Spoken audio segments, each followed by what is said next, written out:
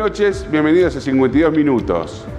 Los idus eran una festividad en el calendario romano, y sobre todo el idus de marzo, el más importante, donde se preveían los augurios, las buenas cosechas, los buenos deseos.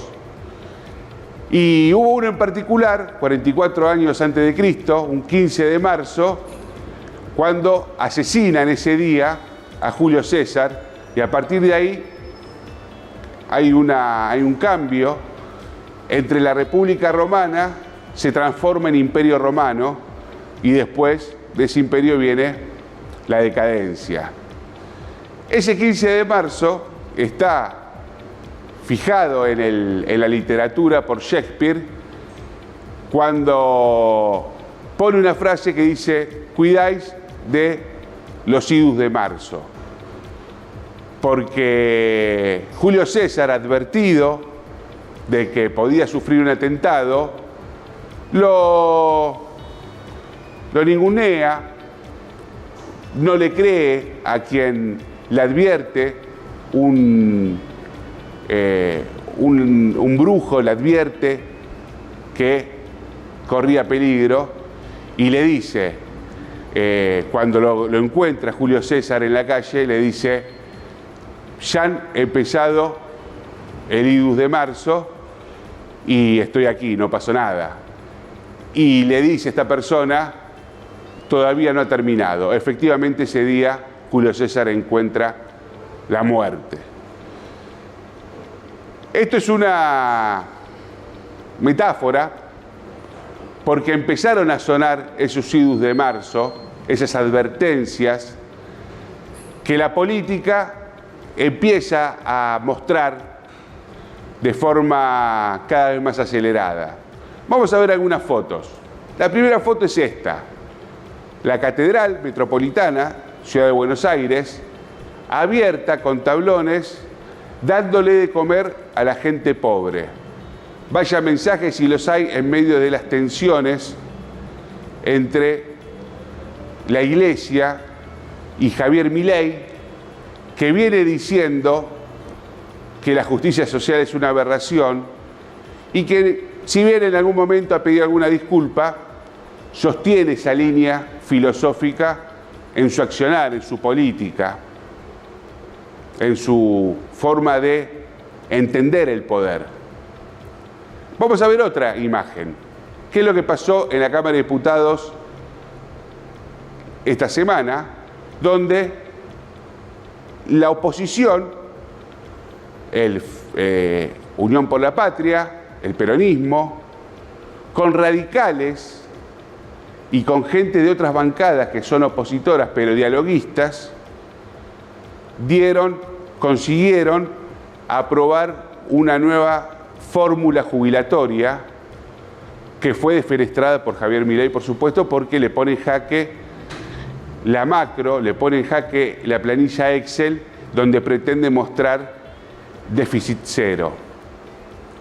Pero esto tiene un significado político mucho más importante, mucho más trascendente. No es solamente una votación por el tema jubilatorio, sino que está hablando ya de que empiezan los bloques, hasta los dialoguistas, a tantear si pueden lograr una mayoría absoluta, los 2/3, por varias razones. En primer lugar, porque Milei anticipó que va a vetar esta nueva fórmula jubilatoria. Pero también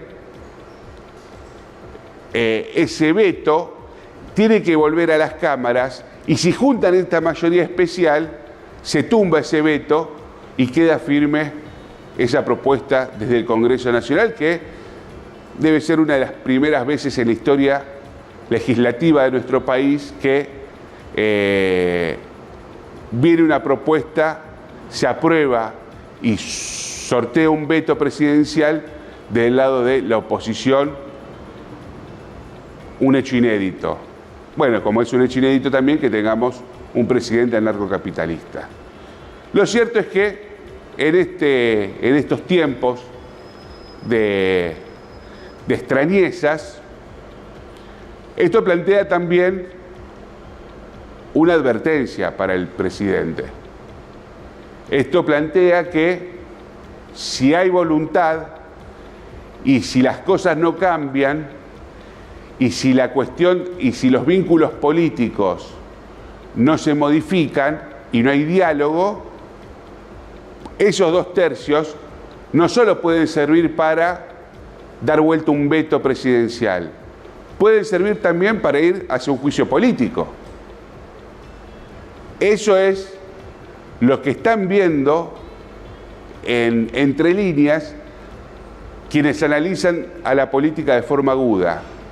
Ojo que este veto, que esta mayoría, que sirve para un veto, también puede servir para un juicio político. Entonces, ahí empieza a entrar en acción la pericia del gobierno a nivel político.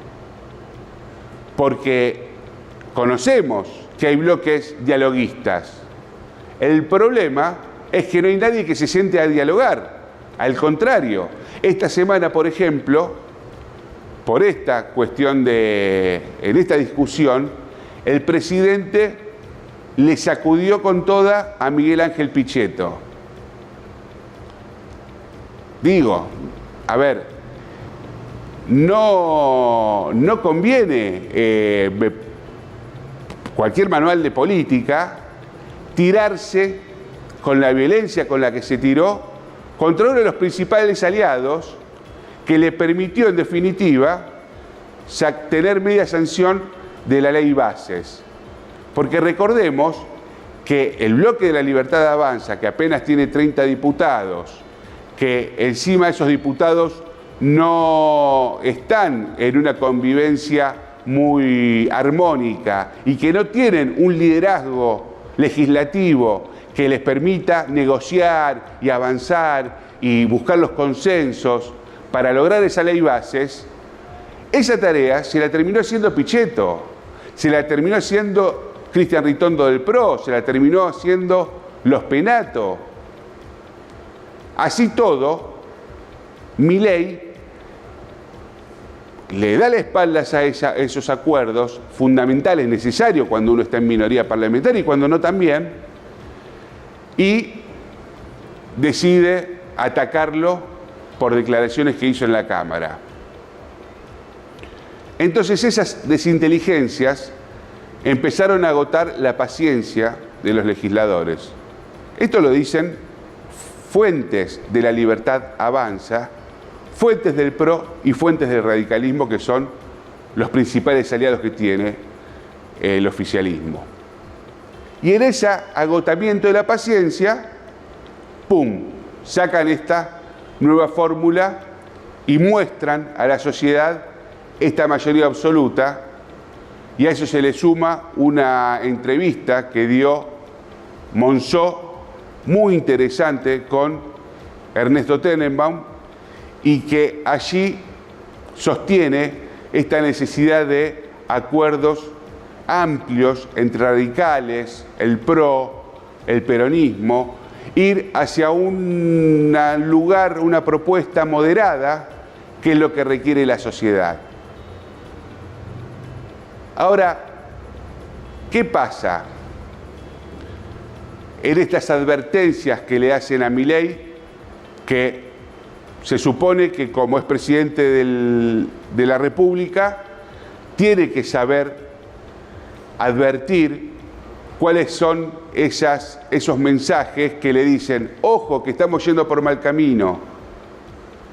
No para salir a tuitear y a defenestrar a través de las redes, sino para recoger el piolín y tomar ciertas precauciones, para decirle, a ver, ojo con los idus de marzo, que serán junio, julio, agosto, pero cuidado que están soplando vientos distintos. Ojo que la política, el Congreso, empezó a ver que los dialoguistas no tenían con quién dialogar y los opositores ni siquiera necesitan hacer oposición porque el gobierno se hace su misma oposición. ¿Y el gobierno qué dice? Bueno, nosotros contamos con la voluntad del pueblo que nos eligió. Hicimos la mejor elección de la historia que puede haber hecho un presidente y por lo tanto ese es nuestro capital, ese es nuestro cheque que tenemos para llegar a la elección del año que viene y lograr una nueva mayoría que nos permita sacar las leyes que nosotros querramos sin contar con la casta. Bueno, eso, dicen desde la oposición, es relativo. Vamos a ver esta foto, fíjense. Esto es Analogía, es una encuesta de la consultora Analogía, una consultora seria. Le da 47,3% de imagen negativa y un 48,3% de positiva. Casi empatados. Es alta la imagen positiva todavía, pero no es el 56% electoral que tuvo en noviembre del año pasado y no es el 50% de hace un mes atrás. Y esta encuesta fue previo a toda la afer de Capital Humano. Recordemos, esto fue hecha la encuesta antes de los escándalos porque Sandra Petrovelo no entregó la comida y porque encima, a través de un organismo internacional, hicieron contratos para que funcionarios cobrasen sobresueldos y esos contratos estaban a nombre de rugbyers, algunos de ellos que tenían monotributo y que facturaban y ellos se quedaban con una partecita y el resto se lo daban a la política para que se lo distribuyan entre ellos. Vaya si no hay más mecanismo de casta que esa, conocido aparte, con un agravante que siempre existió el mecanismo este de contratos con organismos internacionales, pero en el marco de programas, en el marco de determinada tarea.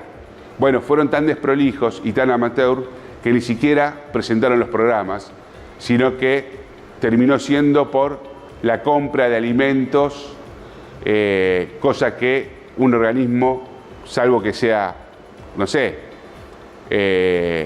algún organismo que preste alimentación, cascos blancos, pero no la Organización de Estados Iberoamericanos, en este caso, que se puso a comprar alimentos, en fin, un disparate que le va a salir muy caro, que le está saliendo muy caro al gobierno y que eso todavía no refleja la encuesta de Analogía.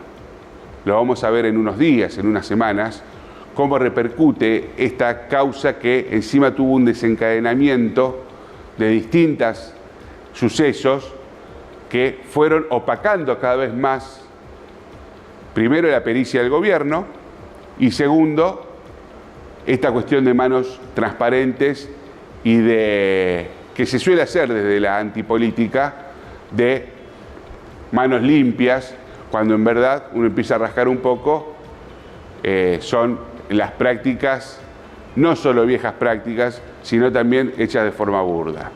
Lo cierto es que todo ello va generando un clima distinto en la Argentina, donde el gobierno ya no se siente con esa fortaleza política de una sociedad que lo acompaña de forma incondicional, sino que está viendo la realidad, está viendo que, ojo, cuando yo me mando alguna macana, repercute después en mi imagen.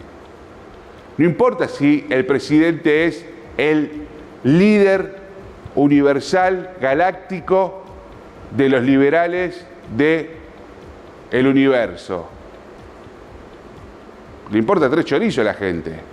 Lo que va a evaluar dentro de un año, cuando sean las elecciones, son los resultados, y sobre todo los resultados económicos, y los resultados de gestión, y los resultados de que si hay mercadería, esa mercadería se reparta y se reparta de forma transparente y que llegue a los lugares necesitados, porque nadie logra el déficit cero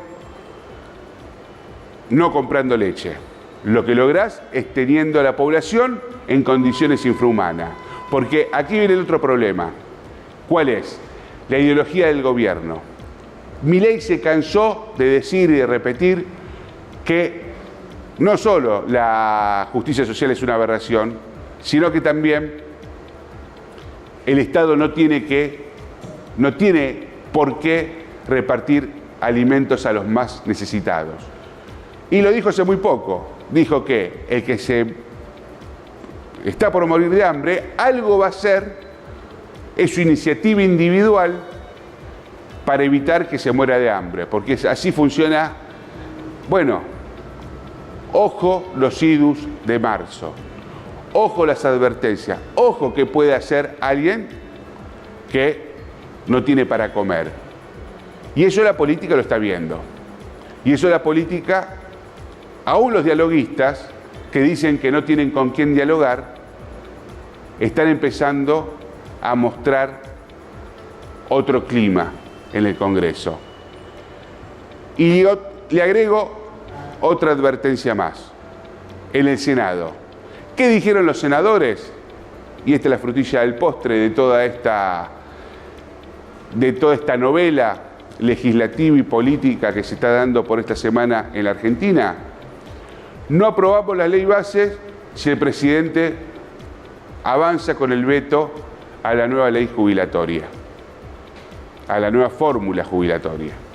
Por lo tanto, allí advierten, Cámara Dialoguista también, le advierten los límites al presidente Milei.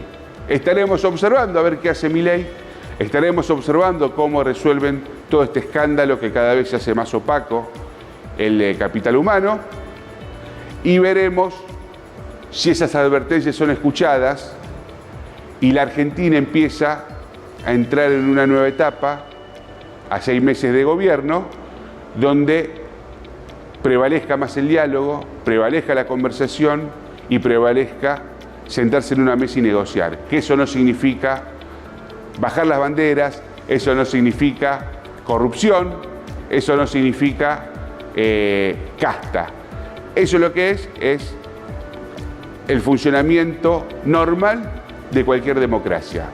Bienvenidos a 52 minutos.